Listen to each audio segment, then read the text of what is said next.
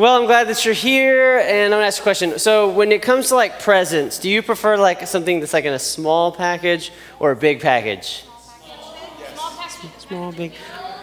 Both. It's just any present. Okay, so I don't remember if it was when I was turning in 5th grade or 6th grade, but it was one of those birthdays right in that age, okay? I go in and my parents send their presents out and there is like some big packages. And I back then was excited about big packages. I don't know why, this just seemed like it would be better, okay? So it definitely was not excited if it was a package that was about this big and that thick because it was always close. And that was lame, okay? But and some of the girls were like, close, but I didn't want close. So I go in there and I unwrap this package, and inside are 2 sets of boxing gloves, all right? And then I unwrapped another huge package, and it was a blue punching bag, okay? And so my parents essentially got me two sets of these, and I thought they just gave me permission to fight. Like, this was a 6th grader dream, or 5th grade, I don't remember how old I was, somewhere around there, 10, 11, and I was like, this is amazing, and I was so excited, and so I got my gloves, and I got my punching bag, and I started, practicing punching, and I don't know, like, in my head, I was amazing. Like, I just had these images of the first time I was going to box one of my friends, and I was like, I'm totally going to box one of my friends. And I had this image of how exactly it was going to go. He was going to come in, and I was just going to start popping him in the face, and he's going to be like, oh man, I quit, because I was going to win, right? And so I decided I was going to box my friend. His name was Darren, okay? And so me and Darren, there was a little bit of a size difference, okay? Like, for example, okay, Tyler Moreland, stand up. I'm picking on you since you're talking. And Chris, stand up. I'm not gonna, okay. That was about the size difference. Y'all sit down. All right, so here we go. And I'm like, but here's my advantage, okay? He was going to be slow, and I was going to be fast, okay? And so I was like, it doesn't matter what he does, I'm going to be faster, okay? Because he's slow, and I'm just going to push. And I was like, he's going to try and hit me, I'm going to block it, okay? I had it all figured out. And so I had my gloves up. I knew how to, protect your face. And so we're going to get going. Well, Darren just goes, like, as hard as he can. And you know what I did? I blocked it.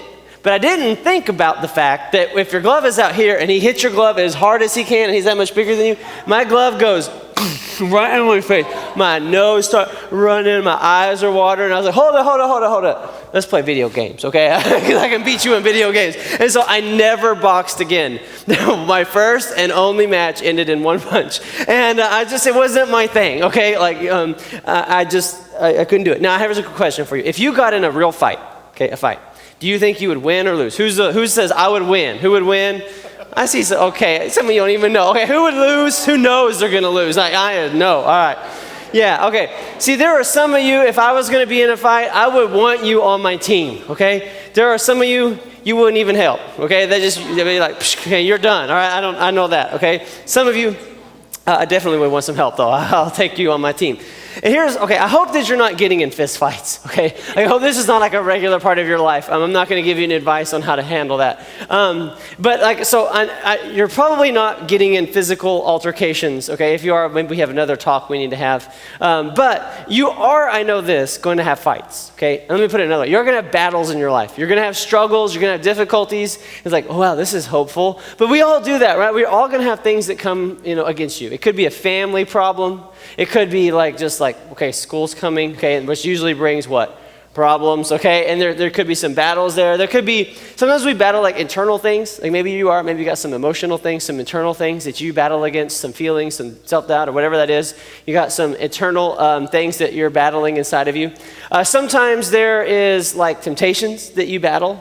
You know what I'm talking about? You got temptations. And here's the thing. I don't want to see you losing. Look at somebody and say, don't be a loser. I don't want you to be a loser, okay? I want you to be a winner. Look at them and say, win. That's exactly what you need to do. So I want you to be a winner in your life. And especially when it comes to the things of God. I want you, when it comes to your relationship with God, to win. To keep going and to be strong and to win and to not lose. When it comes to temptation that you're facing, when it comes at you, I want you to beat it, okay? I don't want you to get one punch. I don't want you to go, and here you go, you're doing great, you're following Jesus, and you go to school and your first day and you meet those friends who've been dragging you down and they go, kaboom, kaboom, and you're like, oh, And all of a sudden you're out of church, you're all doing the same old thing you used to do, and I don't want to see that for you. I want to see you win. So I want to talk about something that will help you win and something you need to avoid to not lose, okay? And there's something that will cause you to lose, okay? If you have this if this is you, you will lose. And I'm going to use this word, isolation, okay? And let me just clarify. You will not win if you fight by yourself in life, okay? So I had a friend, his name was Robert, and is Robert, and he was an Army Ranger, okay? And he's fought overseas in lots of different battles and different things, and like, we're talking like real fighting, okay? Like he like had hand-to-hand combat in a house, like where you're literally, like, this is fighting, if you lose, you die, okay? Like that kind of fighting. He knows, like, who's ever done dunking in a swimming pool? You know what I'm talking about, dunking? So those of you that went to camp, y'all remember the dunking battles? So sixth graders, we got in a circle and we watched people dunk each other. That's what happened, okay?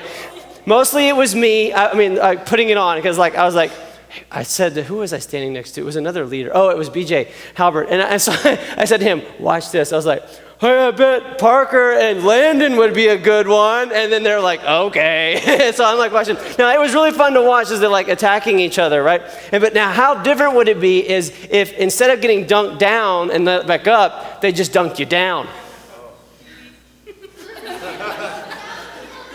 Right? And then we take them home and they went to heaven. Like, okay, fastest trip. Okay, no, that would be a totally different game. Am I right? Now, that's the kind of thing this guy had experienced in his life. Okay, like one time I was at his apartment and I was like, he had this really cool looking knife. I could tell it was like not a normal knife. I was like, whoa, that's cool. Where did you get that? He goes, overseas. I was like, oh, was it expensive? He goes, I was like, what does that mean? Let's just say he didn't need it anymore. And I was like, like, you are a bad dude. Okay, and so here we go. This guy has seen many, many battles, many, many fights. Okay, he knows things that I never will experience in my life. Okay, and I asked him this question. I said, when you are in a battle, what is the most important thing to surviving the battle, and to winning the battle? You would think he might say something like having the best guns, or these guns. Okay, whatever it is, you gotta have having the best, like being the strongest, being the best, like skill or whatever. You think it'd be that. This is what he said. He didn't even hesitate. I said, "What's the most important thing to winning a battle and surviving?" And he said, "The guy next to you." It didn't even take him a second. He said, it's the guy here and the guy here. If they're the right people, you'll make it through. If they're not, you're not going to make it. It is the people that are with you that are important. When you are in a battle, in the military, you do not want to be isolated by yourself. You want to have your team. You want to have your fellow soldiers. You want to have them around you. You won't win by yourself. Now, you know that in sports, your coach tells all the time, you got to play as a team. You can't be all by yourself. You got to play as a team.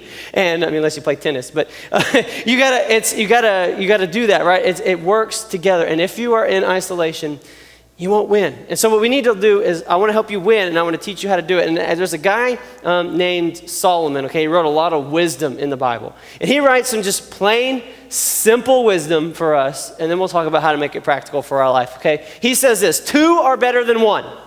Now that's obvious, right? Okay, let me ask you, are there any 6th graders in the room who like peanut M&Ms? Okay, she had her hand up. Wait, do I like it? Okay, yes, okay. I saw her first, Lily. Okay, let me ask you a question, Lily. Is 1 or 2 better? That's the wrong answer. Is 1 or 2 better? No.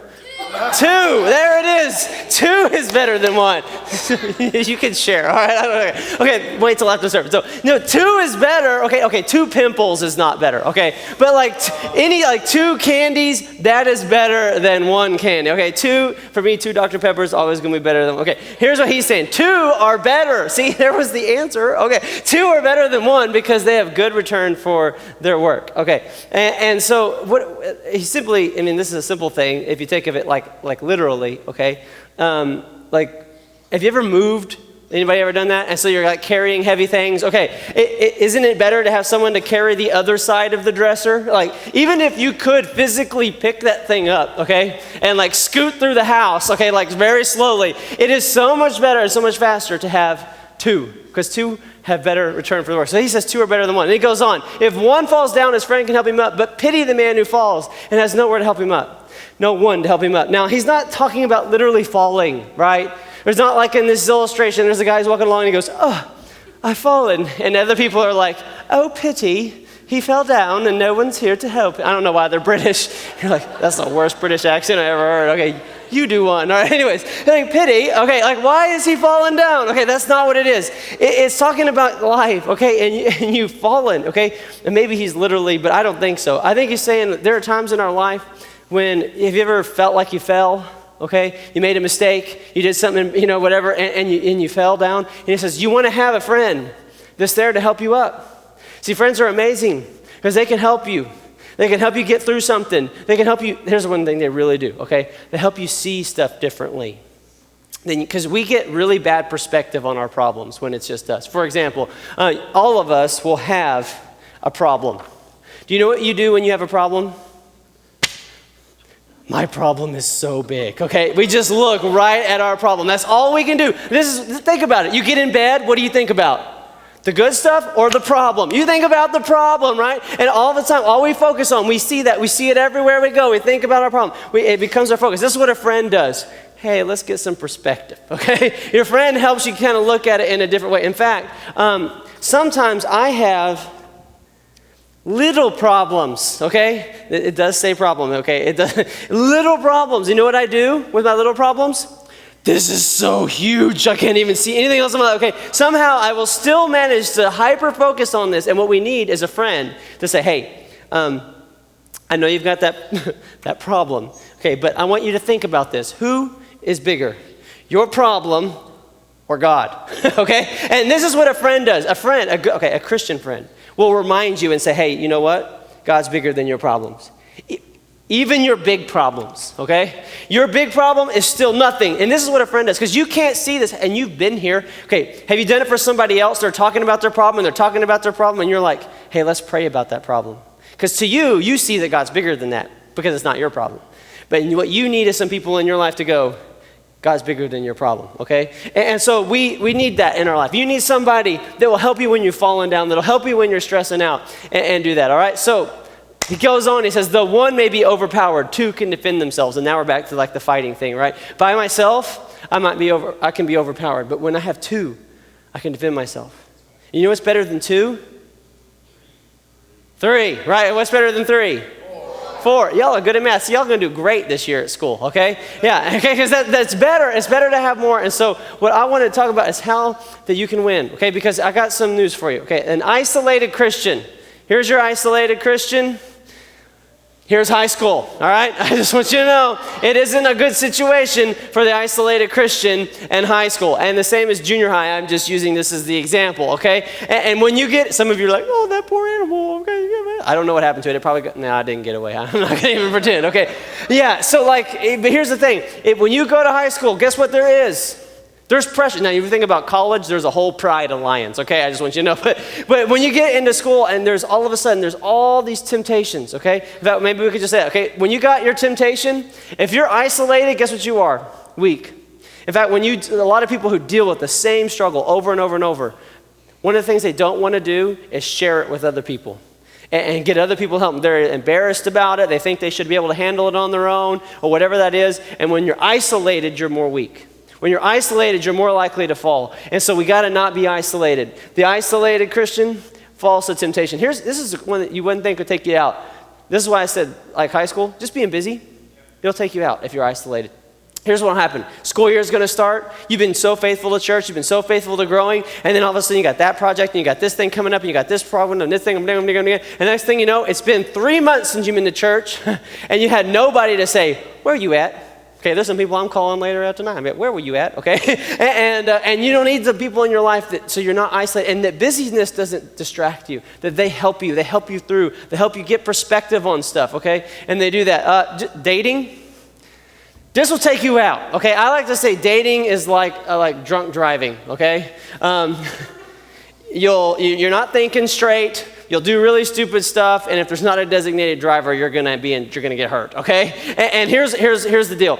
When you are dating, you need some people in your life that can help you, okay? They can see the stupid that you're about to do. They can see that, hey, that's not a good relationship, or they can say things to you. If you don't want to do that alone, it will take you out. Stress will take you out. It is amazing to me that in the middle of stress, I see people, instead of going towards God, pull away from God. Instead of getting more involved in ministry, they pull back from ministry because I got all the stress, I got to do that. Okay.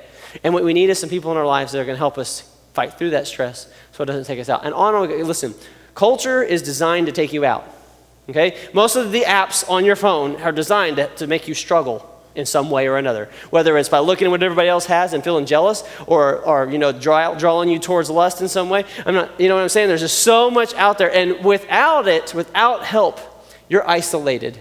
And that stuff will take you out. But there is an alternative. There is an alternative, and I want you to see it right up here. The hungry duo spent 45 minutes stalking their prey in the Kruger National Park, South Africa. But after bringing down the defenseless buffalo, one lion left itself open to a surprise attack.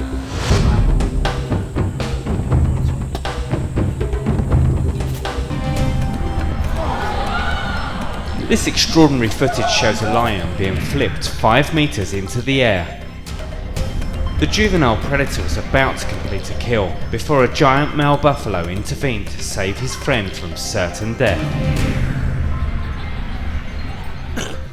All right, yeah, so I love this, okay? This guy's like, I got you, man, right? You see that face? And he's like, thanks, bro, okay? It's like, and this is the point, okay? You need this guy in your life. Okay, or this girl in your, okay? You need this person in your life is what you need. Because this stuff is going to be there, okay? There's going to be stuff that comes at you. And what you need is somebody in your life that will come fight for you. And that's going to look different in different ways. Sometimes that's a friend that says, hey, why are you doing that? Like, you said you don't do that kind of stuff. Or somebody that'll say, hey, can I pray with you? If it's somebody that say, why are you going to that place every weekend? You know you do stupid stuff. It's somebody that will call you and say, why weren't you at church? Homework, do it later, all right? Like somebody that will fight for you. And all the different ways that you're going to need it, you're going to have lots of different ways that you need it, and you need this person.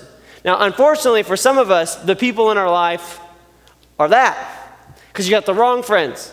And they're their very problem, right? And here's the deal. You've been great this summer, and you go back to school, and what happens? You see those friends you have not seen in 2 months, okay? And all of a sudden, they're saying the stuff they used to say. They're doing the stuff they're inviting you to things, and all of a sudden, you're getting pulled back down to the same stuff.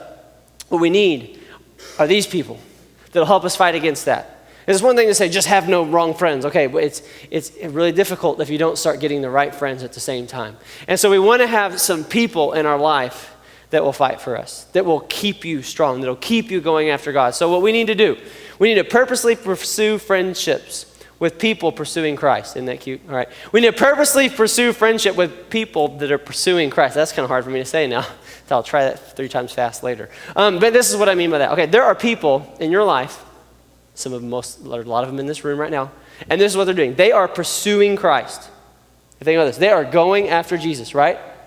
And what you want to do is line yourself up next to them and both of y'all go. Because you're going after Jesus, right? You're running after Jesus, okay? This is not Jesus. This is Jesus. You're running after Jesus, okay? And what are you going to do? They're running after Jesus. And then what you're going to try to do is purposefully put your life next to theirs. You need to find people that are going after God and line yourself up with them on purpose.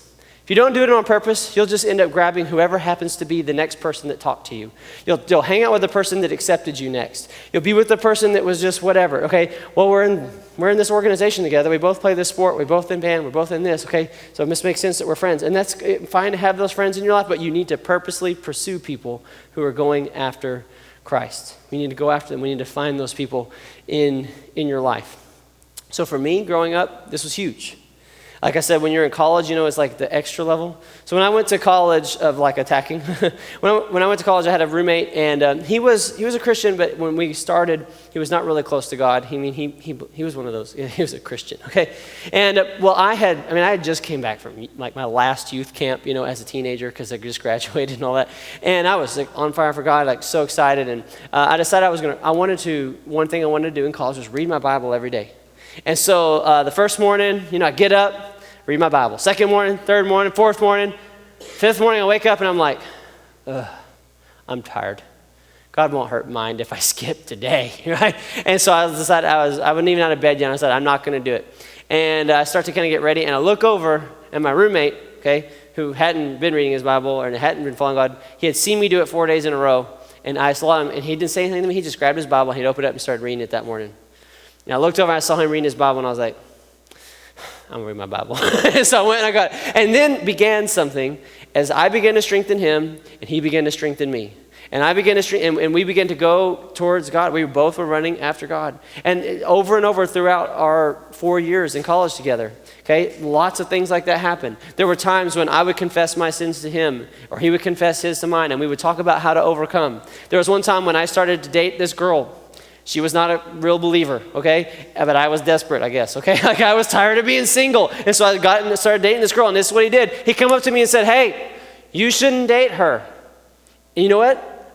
I was driving drunk at that time. Not literally, okay? Figuratively, please don't think I was not drunk. Okay? But I was being dumb in my head because of that. And I needed this. I needed somebody in my life that said, hey, don't do that. And he did. And you know, and it helped me and it strengthened me. It kept me going after God. And so we need to align our lives and find people. So I want to give us just a couple of ways of thinking about it on how to win your next fight, okay? I'm going to give you a couple of things. And the first one, it sounds like a repeat of the last one, okay? But pursue people that push you forward towards God. You need to pursue them that are pushing you forward. Now, I got to tell the sixth graders this because they weren't here the last few weeks. I'm a terrible runner, okay? We've talked about this a lot. I'm not good at running. I feel like I'm going to die when I'm running. My side hurts. My legs hurt. I can't breathe. You know, all this stuff. I turn red. It's embarrassing. I'm sweating so bad. My veins pop out of my forehead. Anyways, it's not good. I don't like to run, and I'm not good at it, especially long distances, okay? Now, one thing I have discovered that helps, though, is I've done this a few times. I've been running, and I was running with somebody else, like this better runner than me. And as soon as I start feeling like quitting, you know what they do? They're like, come on, keep going. And I'm like, okay. And something about that, it's amazing what that friend just saying, come on, keep going. And I can run better. I don't know why that is. In fact, Tracy always wants me to work out with her, okay? She's like, come to the gym with me. And I'm like, no. You want to know why I don't want to go? Because when I work out by myself, and I'm pushing it, it gets kind of hard. I'm like, I'm done. But if I'm with her, you know what she's going to do? Come on, do another one. Keep it going. I'm like, I don't want to. Okay, she's going to make me do. And suddenly I could do, she pushes me to do more, right, than I would have done on my own. Okay, and it's amazing how a friend can do that with that kind of stuff. Now, this is so true in your life. You need to find people in your life that will push you forward. That will push you and encourage you to read your Bible or to pray. That will push you and encourage you to stay after God. That will push you away from some stuff and behaviors that you don't need to be doing anymore. You need some people in your life that will do that. And so find them and get around them. And here's the deal. God knows that you need this. Did you know that? He knows that. He knows that you need this. So he created something. We call it the church.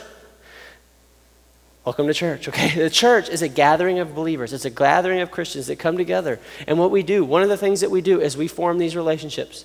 And we do that so that we can go after God. And we are very intentional in this church about how we do this, okay? So I want you, if this is your church, if this is your youth group, these are some of the people that you need to be pursuing, okay? And it has to be intentional. And there's a lot of ways that you can do that. Here's a great way.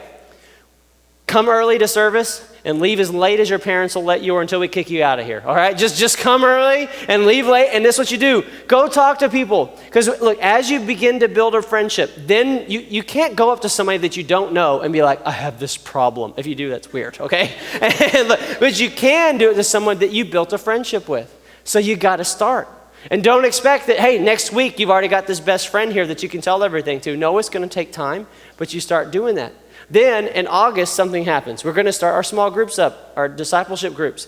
I believe that every person should be in a discipleship group because that is an extremely intentional time of doing this. It's an extremely intentional time of just talking about life. We talk about whatever we did in here. You can pray with each other. You can do that. And so you need to be in one. And then after that, right after the groups are over, you don't even have to come on another night. We go and we have activities, we have fellowships. And this is a time to build friendships, to build relationships. And I want to encourage you to be a part of that as well. You can just come on one night and do all of that. So you get the groups and then you get to hang out and you build friendships with each other so that you can push each other forward. So you need to pursue people and you have to make the effort to do it, okay? Well, nobody's going after me. Nobody be my friend. Okay, why do you talk like that? That's why you have no friends, okay? Like just talk like, anyways, like go after people, like do it yourself, like make friends and you can do this, okay? Spend time with people and it will happen. Here's the next one. Pursue people to push forward. It's not all about you. I believe that you need people to push you forward, but there are people that need you to be pushing them. Okay, they need you, and this is important. In fact, this is what Paul said about it. He said, carry each other's burdens, and in this way you fulfill the law of Christ. Do you think it's important to fulfill the law of Christ? You can't do it if you're not carrying each other's burdens.